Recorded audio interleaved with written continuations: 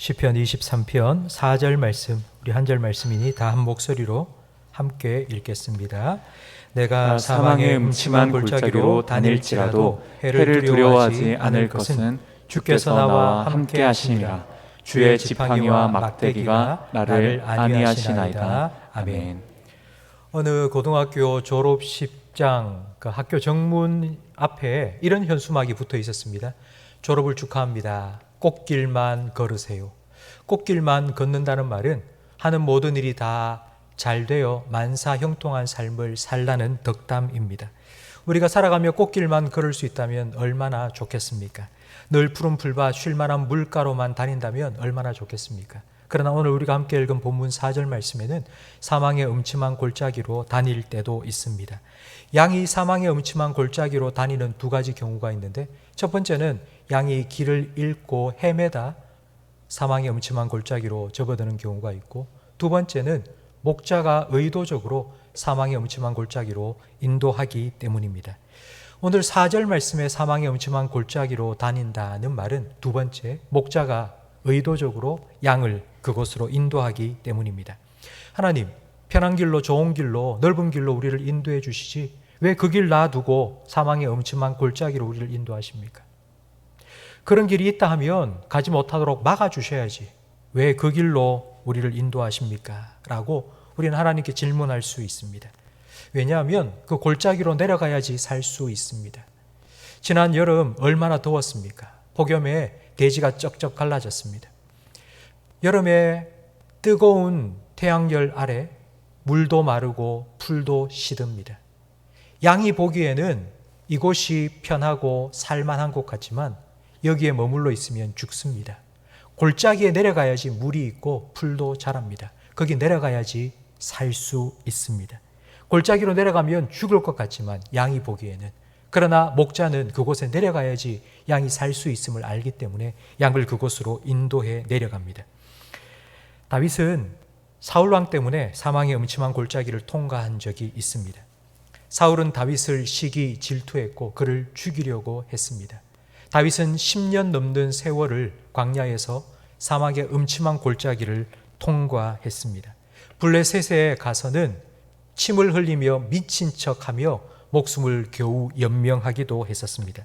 이런 고통의 시작은 다윗이 골리앗을 죽였기 때문입니다. 만약 다윗이 나서지 않았다면 그런 고통을, 어려움을, 사망의 음침한 골짜기를 다니지 않아도 되었을 것입니다. 그냥 평생 양치며 평범하게 살다가 죽었을 것입니다. 다윗은 하나님을 위해서, 하나님 백성을 위하여서 나섰고 그리고 골리앗을 쓰러뜨렸습니다. 그런 다윗을 하나님께서는 축복해 주셔야지 왜 사망의 음침한 골짜기로 인도하셨을까요? 다윗은 그 사망의 음침한 골짜기를 통과하면서 성장했습니다. 산전수전 겪으며 더 강해졌고 더 많은 사람을 품을 수 있도록 마음은 넓어졌습니다. 그리고 하나님을 더 의지하게 되었습니다. 이 과정을 통해서 다윗은 이스라엘의 왕으로 준비되었습니다. 유대인은 전 세계 인구의 0.2%밖에 되지 않습니다.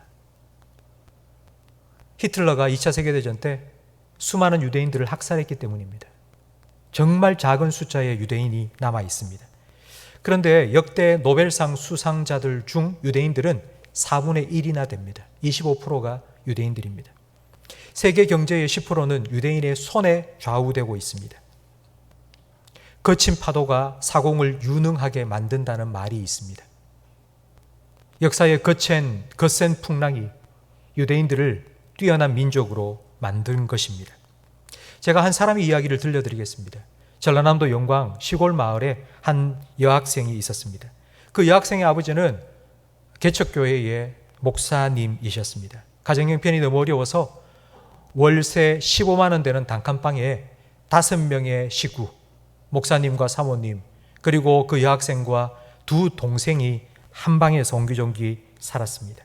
이 여학생은 IMF 때 신발을 벗고 양말을 벗고 물속에 들어가 골프공을 쳐냈던, 그래서 모든 국민에게 희망을 주었던 박세리 선수의 경기를 보면서 나도 골프 선수가 되어야겠다는 꿈을 가졌습니다.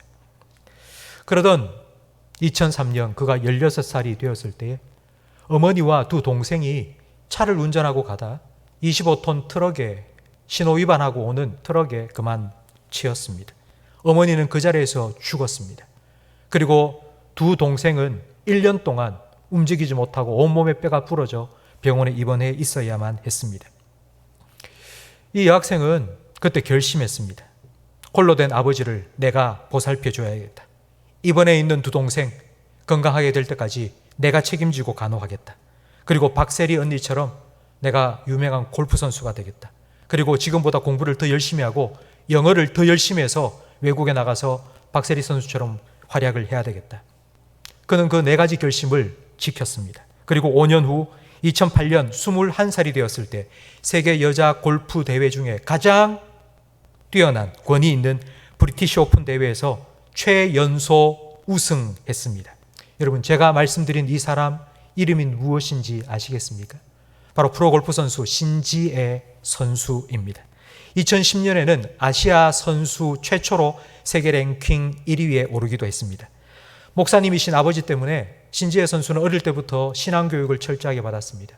경기에 나서기 전 그의 마음이 흔들릴 때마다 성경 말씀을 암송하곤 했는데 그가 가장 사랑하는 말씀이 바로 오늘 본문 시편 23편 말씀입니다. 신지애 선수에게는 사망의 음침한 골짜기를 통과하는 고난의 시간이 있었습니다. 그러나 거기에 주저앉고 거기에 가로막혀 거기에서 끝나지 않았습니다. 그 고난을 하나님과 함께 통과해 나갔습니다. 거기에 막혀 주저앉은 것이 아니라 그 고난을 통과해 나갔습니다. 신지애 선수에게는 그 과정이 그냥 하나 통과해 나가는 과정일 뿐이었습니다. 성도 여러분, 우리가 예수님을 믿는 그 순간 하나님은 우리의 목자가 되시고 우리는 하나님의 양이 됩니다. 하나님께서는 우리를 지켜주시고 인도해 주십니다. 그렇기 때문에 우리의 삶에 우연은 없습니다. 모든 것이 하나님의 뜻 안에서 일어납니다. 여러분, 삶의 기쁜 일도 슬픈 일도 좋은 일도 나쁜 일도 하나님 뜻 안에서 일어납니다. 그 모든 일 합력하여서 하나님께서는 선을 이루어가고 계십니다. 성도 여러분, 우리를 향하신 하나님의 뜻 안에는 우리가 사망의 음침한 골짜기를 통과하는 것도 포함되어 있습니다. 내가 볼 때는 여기서 편안하게 살면 더 잘 살 것 같고 좋을 것 같은데, 근데 하나님께서는 사망의 음침한 골짜기로 우리를 데리고 내려가십니다. 늘 푸른 초장에 쉴 만한 물가에서 그냥 편안하고 안락하게 살면 좋겠는데, 그러나 사망의 음침한 골짜기로 하나님께서 우리를 이끌고 내려가십니다. 여러분의 삶에 사망의 골짜기를 통과했던 적이 있지 않습니까?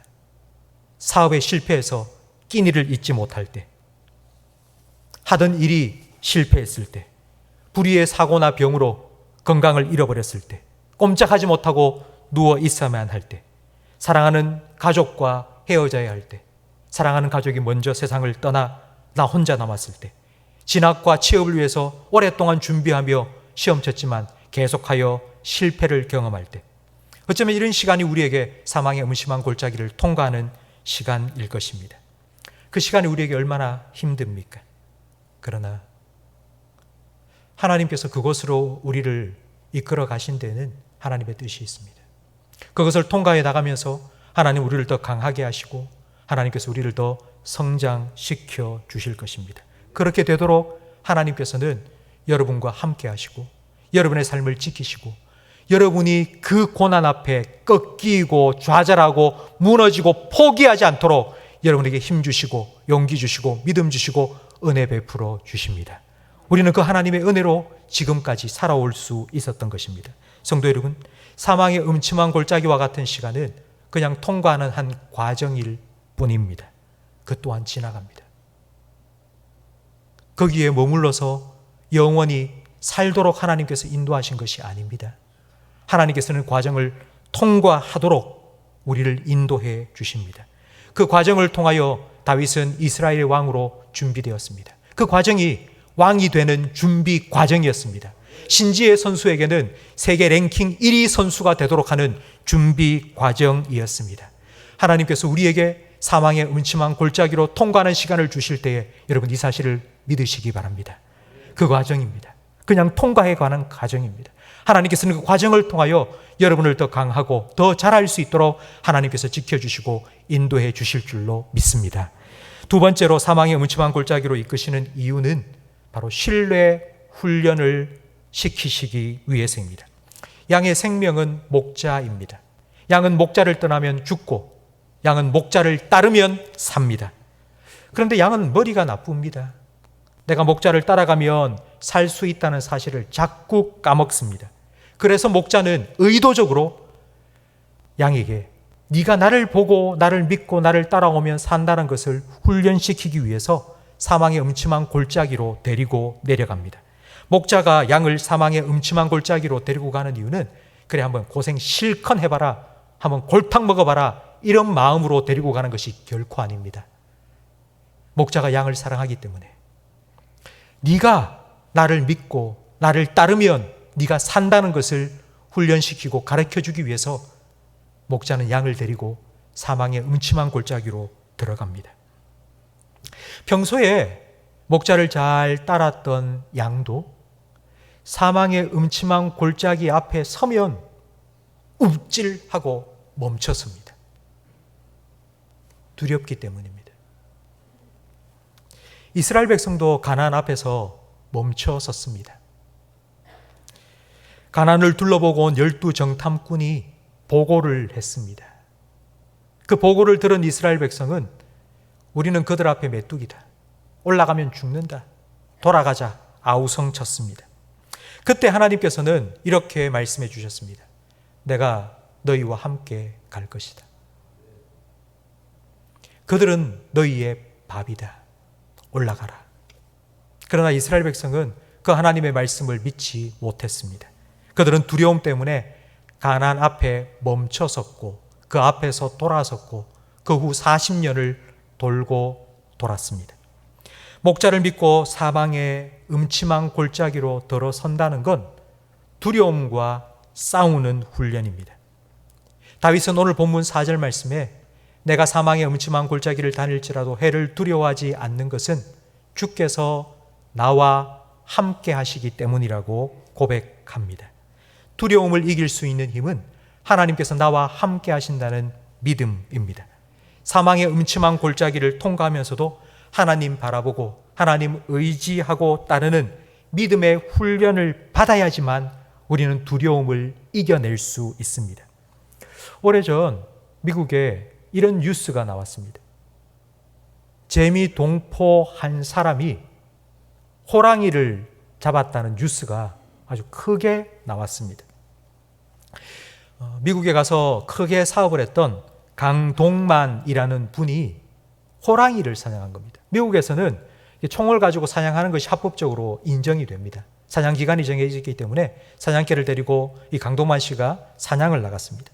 그런데 사냥개 2마리가 손살같이 쫓아가서는 막 짖고 있습니다. 그래서 사냥감이 있는가 보다 하고 그곳으로 달려갔더니 깜짝 놀랐습니다.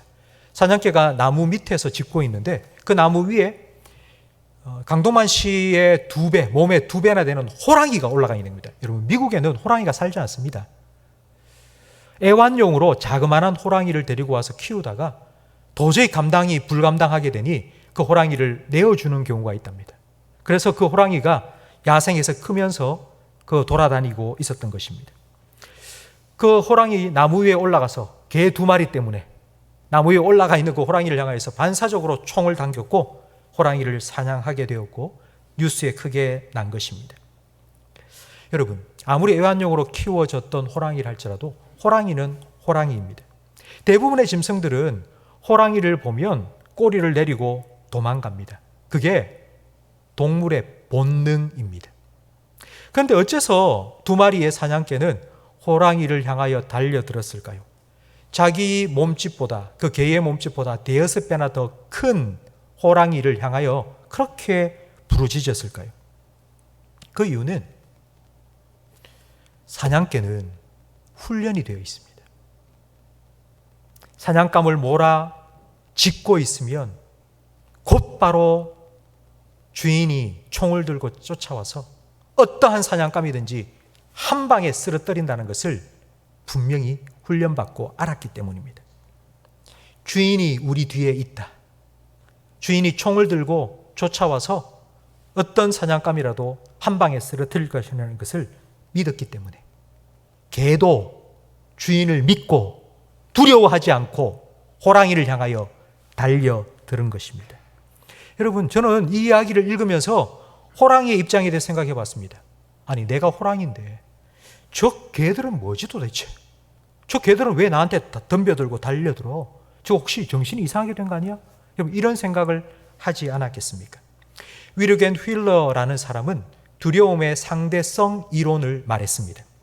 두려움이 없을 때를 0이라고 하고 두려움이 최고조로 달했을 때를 10이라고 할 때에, 만약 여러분이 길을 가다가 늑대 한 마리를 만났다고 생각해 보십시오. 늑대를 딱 맞추셨을 때 그때의 두려움은 10입니다. 정말 저 늑대에게 내가 물려 죽는 건 아닌가. 그 두려움이 10 최고입니다. 그런데 만약 여러분의 손에 칼이 들려 있다면 아마 여러분의 두려움은 10에서 9로 내려갈 겁니다. 근데 여러분이 혼자가 아니라 여러분과 함께 친구가 같이 가고 있습니다. 그러면 아마 8로 두려움이 떨어질 겁니다. 그 친구의 손에도 칼이 들려 있다면 7로 두려움이 낮아지게 될 겁니다. 만약 여러분이 들고 있는 것이 칼이 아니라 총이라면 두려움이 5로 뚝 떨어질 것입니다. 그리고 만약 여러분이 차를 타고 지나가다가 늑대를 만났다면 깜짝 놀랐어. 두려움이 한 1 정도로 지나가고 말 것입니다. 만약 여러분 옆에 무장한 군인이 10명 있다면 늑대를 보고 두려움은커녕 저거 사냥하자 하고는 아마 늑대를 향하여 달려들었을 것입니다. 늑대를 만났다는 상황은 똑같습니다. 그러나 내가 무엇을 가지고 있고 내가 누구와 함께 있느냐에 따라서 두려움의 강도는 달라집니다. 성도 여러분, 하나님께서 여러분에게 말씀하십니다. 두려워 말라, 내가 너와 함께 함이니라. 놀라지 말라, 나는 너의 하나님이 됨이니라. 하나님께서 여러분에게 약속해 주셨습니다. 하나님께서 약속하신 대로 하나님께서는 여러분과 함께 하고 계심을, 여러분이 어떤 상황에 있든지, 여러분이 늑대를 만나든지, 여러분이 호랑이를 만나든지, 여러분이 사망의 음침한 골짜기를 다니든지, 그곳에도 그 순간에도 하나님께서 여러분과 함께 하고 계심을 믿으시기 바랍니다. 하나님이 약속하신 것, 하나님은 신실하게 지키실 것입니다. 내가 사망의 음침한 골짜기를 다닐지라도 해를 두려워하지 않을 것은 주께서 나와 함께 하심이라.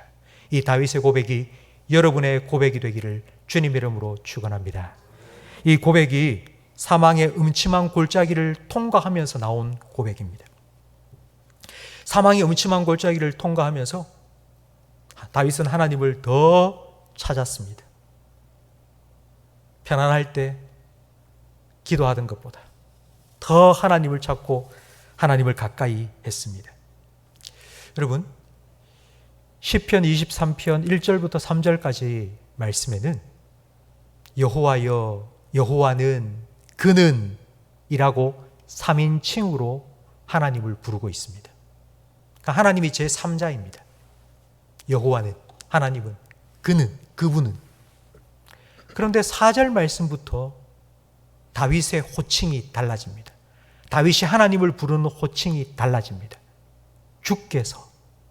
여러분, 주께서라는 이 말의 원어의 뜻은 당신은, 2인칭입니다.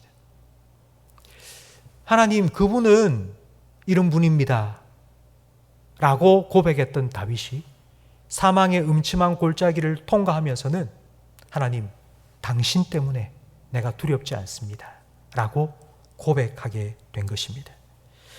성도 여러분, 양이 진짜 위험한 때는 사망의 음침한 골짜기를 다닐 때가 아닙니다. 양이 진짜 위험한 때는 하나님과 함께 있지 않을 때입니다. 우리가 두려워해야 되는 건 사망의 음침한 골짜기를 통과하는 것이 아니라 하나님 없이 살아가는 것입니다. 하나님이 우리와 함께 계시지 않으면, 목자가 양과 함께 있지 않으면 바로 그때가, 늑대 때가, 이리 때가 양을 습격하는 때입니다. 목자와 함께 있을 때 양은 가장 안전합니다. 양이 사망의 음침한 골짜기를 다닌다 할지라도 목자가 함께 있으면 양은 안전합니다. 우리는 양 같아서 다 자기 갈 길로 갑니다. 그러나 하나님께서는 단 한순간도 우리를 잊지 아니하시고 우리와 함께 하시며 우리를 지켜주시고 우리를 인도해 주실 줄로 믿습니다. 성도 여러분, 혹시 여러분 중에 지금 사망의 음침한 골짜기를 통과하는 분이 계십니까? 사업의 실패, 건강을 잃고 관계에 아픔을 겪고 있고 원하고 바라는 것들이 계속하여 실패하여서 낙심하고 있는 혹시 그런 분이 계십니까? 나의 가는 길을 오직 그가 아시나니 그가 나를 단련하신 후에는 내가 순금과 같이 나오리라 한 그 욥의 고백을 여러분 기억하시기 바랍니다. 그 과정을 통과하면서 하나님께서는 하나님의 뜻대로 여러분을 빚으시고 다듬어 주시고 순금처럼 만들어 주실 것입니다. 지금 여러분을 두렵게 하는 것이 혹시 있습니까? 여러분 눈을 감으시고 하나님을 바라보시기 바랍니다. 그리고 다윗처럼 선포하십시오. 내가 사망의 음침한 골짜기를 다니고 있지만 해를 두려워하지 않는 것은 주님께서 나와 함께 하시기 때문이라고. 이 믿음의 고백이 여러분의 고백이 되기를 주님의 이름으로 축원합니다.